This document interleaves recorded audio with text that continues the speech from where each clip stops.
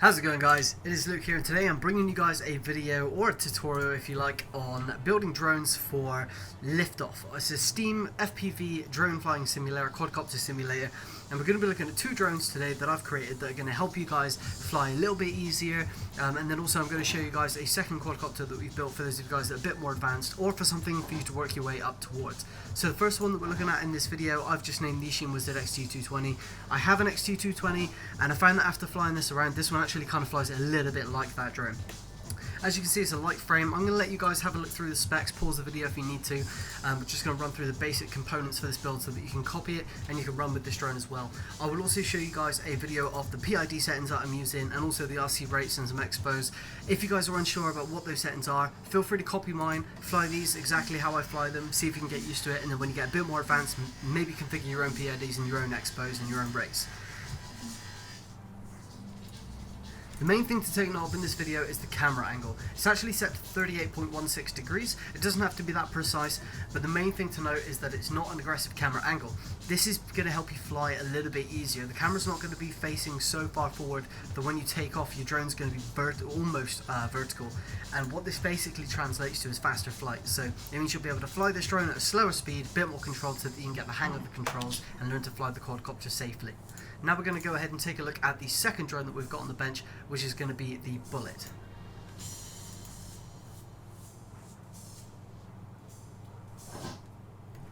Alright guys, next drone up is the Bullet. Feel free to check out the specs on the right hand side, and again feel free to pause the video if you need to check things out in further detail so you can see which kind of frame I'm running here. The main difference on this drone is going to be the battery. So last time we used a 3S battery, this time we're using a 4S battery, and what that essentially translates to, for those who aren't familiar, wording very roughly here, is essentially more power at the motors. It's going to increase the amount of thrust that you have. It's also going to increase the throttle sensitivity, so moving up to a 4S, 5S or a 6S battery is going to be a little bit harder to control, but it's also going to allow you to make those more accurate, intricate and more aggressive maneuvers as well.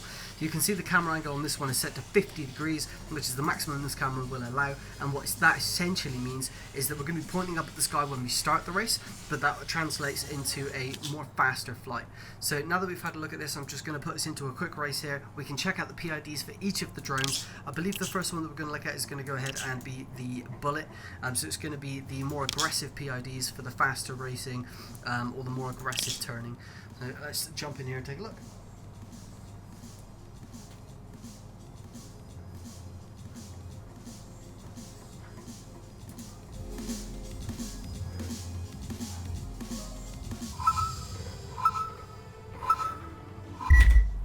Alright, so here we have the PIDs for the Bullet.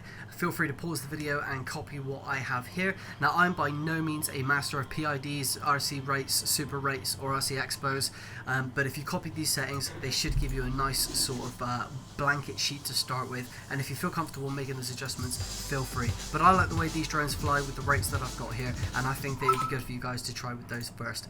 Moving on to the Ishin XT220s, as you can see, a little bit more relaxed. The RC rates have been brought down, the super rates are actually around about the same, and you can see the PIDs there as well. So now we're going to go ahead and jump into some test laps. First of all, I'm going to show you the XT220, which is again more of a beginner drone, and then we're going to jump ahead into the Bullet, which is going to be for your more advanced pilots. So as you can see, the camera angle, we're still seeing some of the ground here, and as I take off, I'm going to take off very aggressively just to pick up some speed with this drone. This track, guys, can be downloaded from Steam.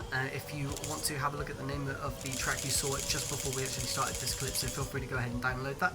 Credit to the guy that made this map. It's an excellent map, and great for training as well. It's got some nice corners in it, it's got some narrow flight paths for you to get your acute adjustments down to, and again, here you can just see this drone's quite floaty because of the loose sort of PIDs that we've got, and because of the 3S battery. It's a lot easier to control through these turns. So through these turns, I'm actually giving it maximum throttle and just tilting the drone down with the pitch or the roll stick to pick up the speed that we need to fly through this course. As you can see, the ghosts are enabled, just gives you something to visually sort of look at while I'm flying through here. A little bit shaky with this drone because I have been running the 4S battery, which is a little bit more twitchy, a little bit less, subtle movements. Oh, sorry, more subtle movements with the right stick, not so fumbly, if you like. So I'm going to let you guys watch this, and then we're going to go ahead and move on to the Bullet drone.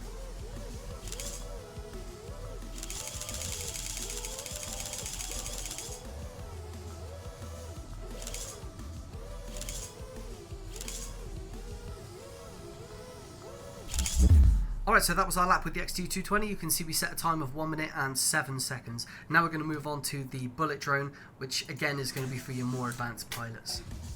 So as you can see from the camera angle, extreme camera angle, looking straight up at the sky, and what that essentially encourages is the drone to be tilted very far forward in order to see where you're going, which actually increases the speed.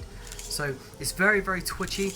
I'm doing most of the work with the right hand stick with the pitch if you're flying mode 2. If you don't know what that is, most drones will have the throttle on the left hand stick, the yaw on the left hand stick or gimbal, and then you're going to have the pitch and roll on the right hand stick. So I'm basically performing most of these turns with the right hand stick, with the pitch and with the roll, and I'm just using tiny little throttle blips.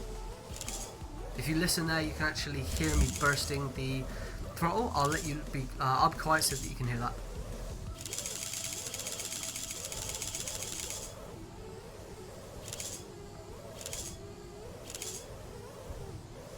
So you can see with the Bullet drone, much more throttle control is required, and I think that's the standard going through any of the batteries, to be fair. Once you move up from the 3S batteries, which aren't so dependent on the throttle inputs being so accurate, the 4Ss, the 5Ss, and especially the 6Ss require a very careful movement with the throttle. So there we go, setting a lap time of 59 seconds.